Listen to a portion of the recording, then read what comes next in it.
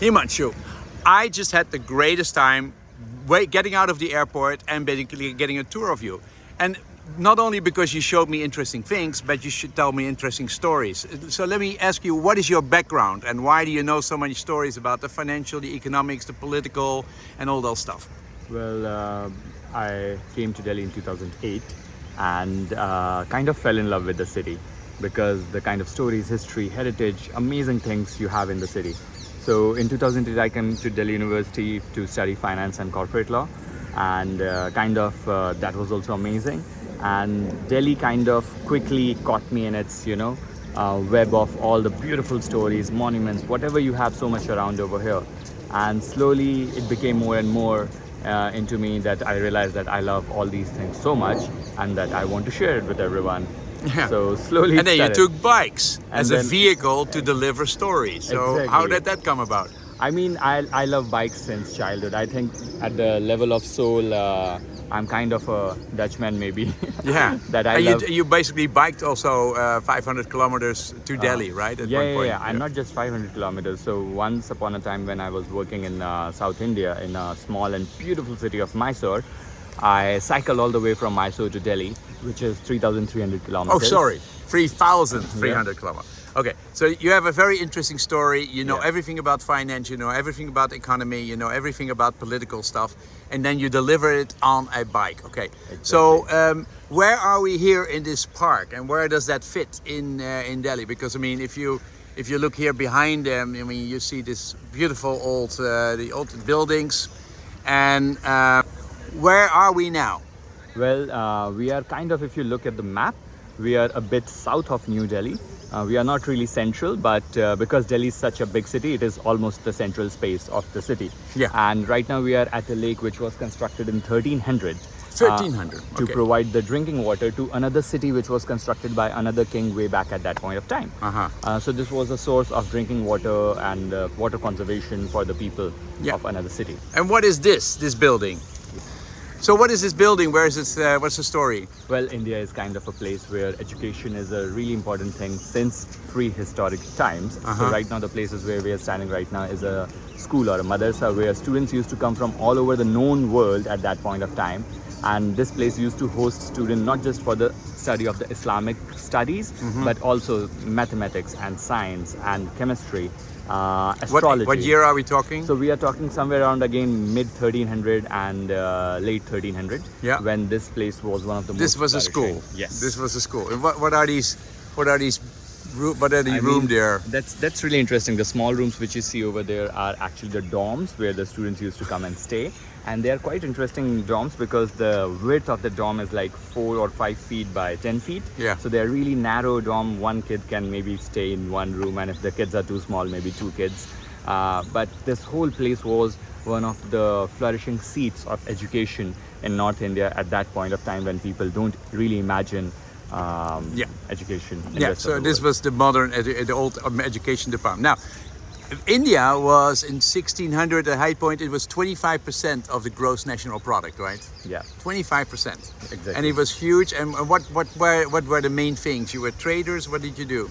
I mean, back in 1600, when we usually come up with the numbers that India used to host 25% of the total world trade share, India used to deal in everything what was expensive, what was known, from spices, which were the most expensive things in the world at that point of time. And India was the only country to have those spices. At the same point of time, India was one of the few countries to have finest silk, gold and silver and whatever. One interesting thing which people usually don't know, that until 1800 India was the only country in the world where diamond used to come out of the mines. Okay. So Yeah. and this is just one example. So in that And then way, the Europeans came about. You know, the Portuguese, I think. And what about the Dutch? Did they also enter?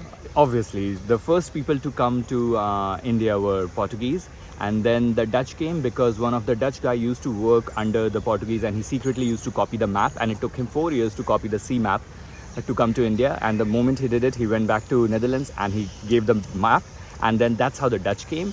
and then obviously the French came, and then the British came to India.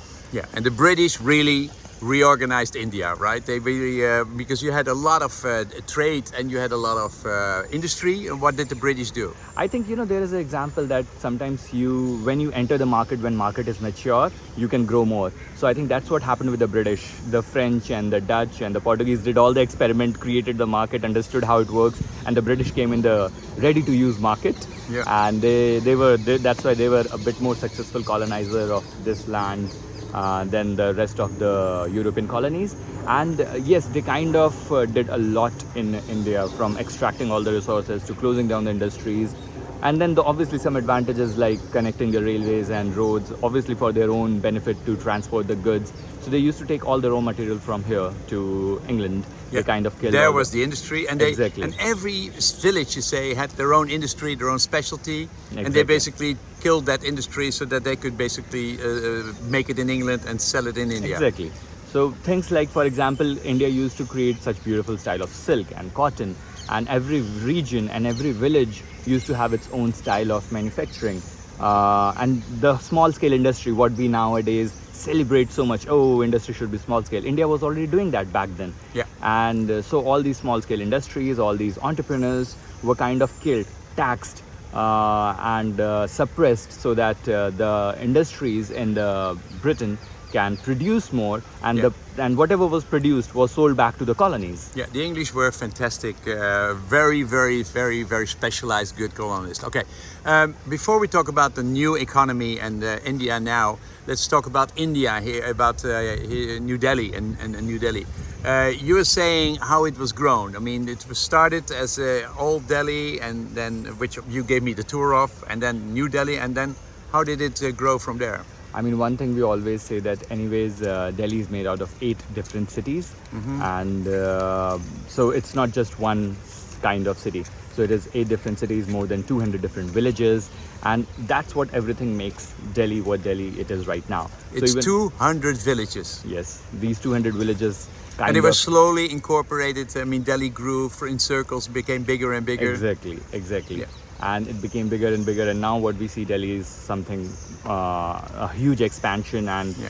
accumulation of all these villages. Yeah, So- and they also have their own character still. I mean, if you look at what we have here, and we have here the education and how it's built here, do you still have different characters? Yeah, for sure. I mean, each and every village evolved according to what was most suitable for it. For example, the village where we're standing right now is known as Hoj Khas village.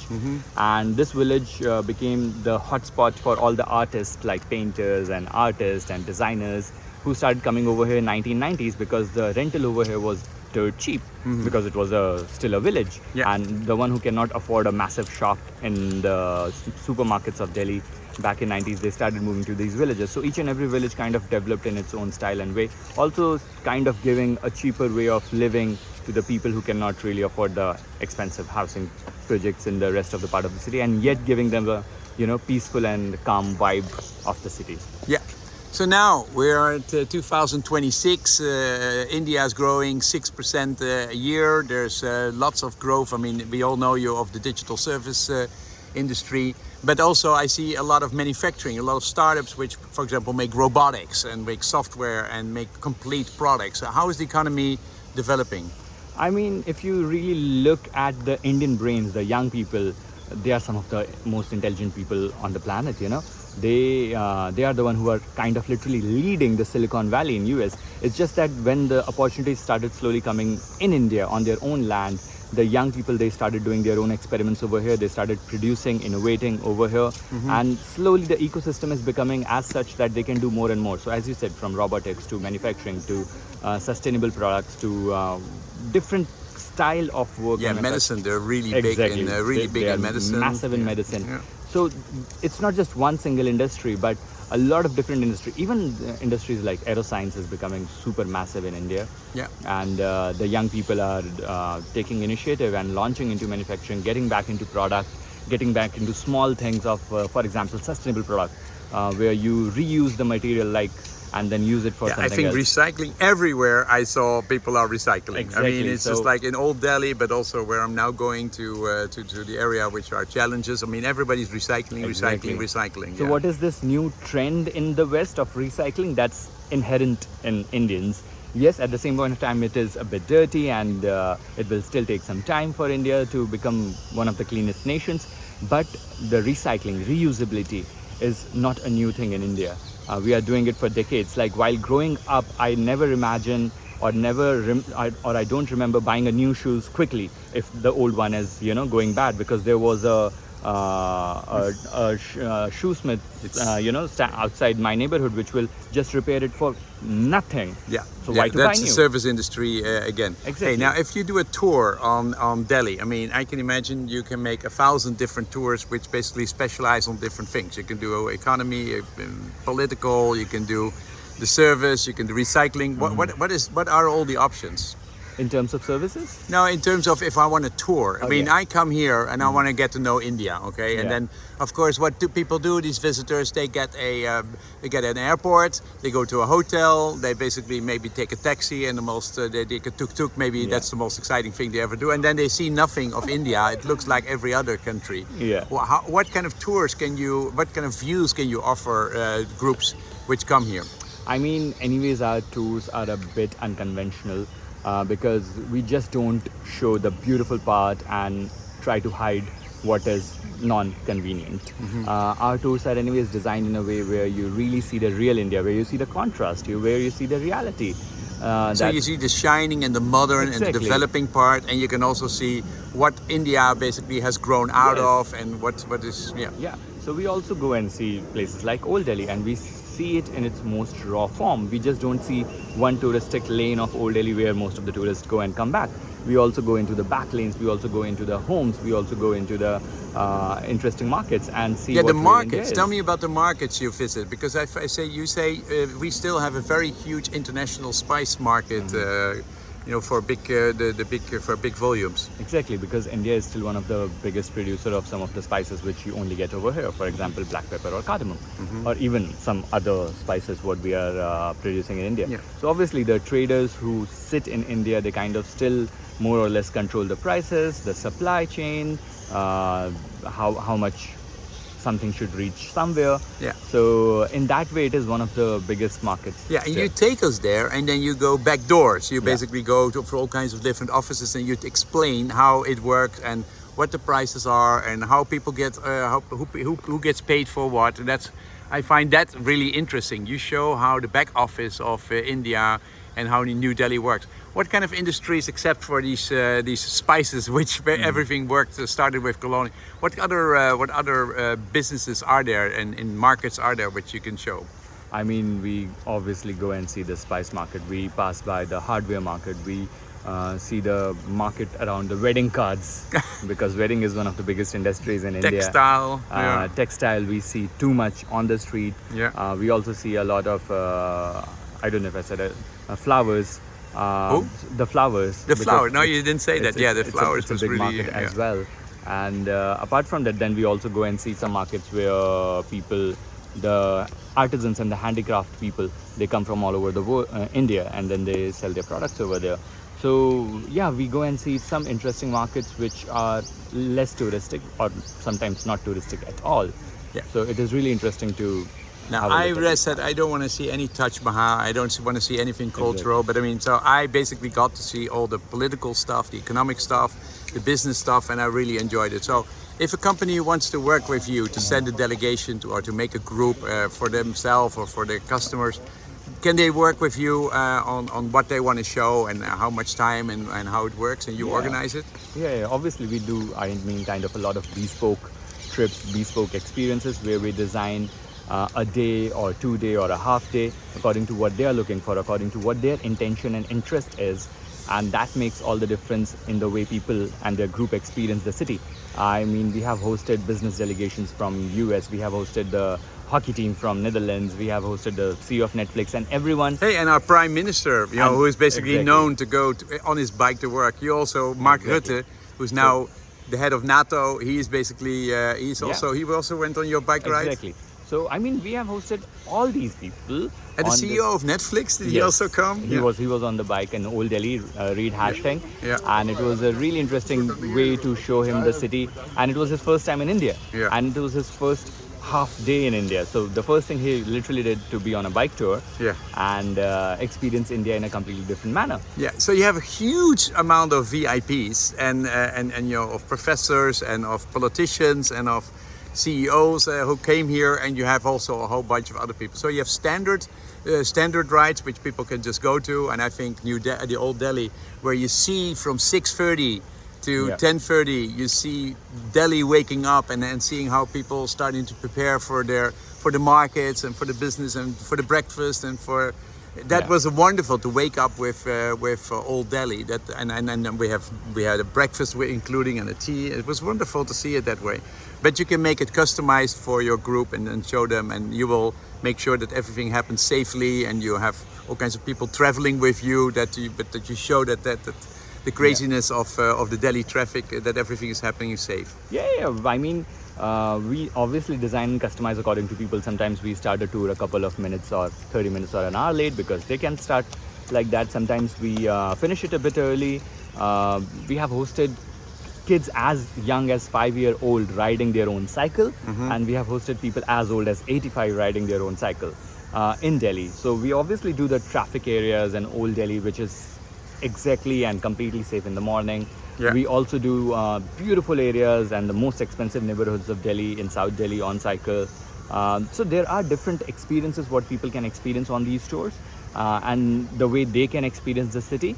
So it is a beautiful combination, and we can obviously customize according to what. Yeah, people and you work with are a lot of companies and make groups. I saw that you also had groups where women were alone, or just or a whole bunch of financial controllers on a bike. I mean, it was just like fantastic. I can imagine all the different questions you get depending on the group who arrives. Exactly. I mean, every time they ask different questions, every time they have a different kind of mindset, and they want to understand Delhi from that perspective.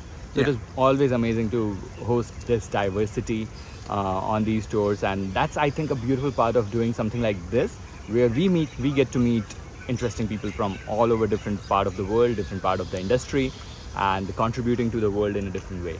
Okay, where should they go to if they want to contact you? Well, they can contact on our website, which is www.delhibycycle.com. It's BY or indiabycycle.com. We have our Instagram channels. We have page on LinkedIn. It's a really simple and a fun name. And we are always like, someone is always available to talk to you, to help you, and to make something amazing for you. So instead of becoming a venture capitalist or a banker or something, you know, you're an entrepreneur with your own biking company, which is also a family business. You work with your sister, I think. She's the organizer, she's the COO, Exactly. And how is that? Are you happy with the choice you made?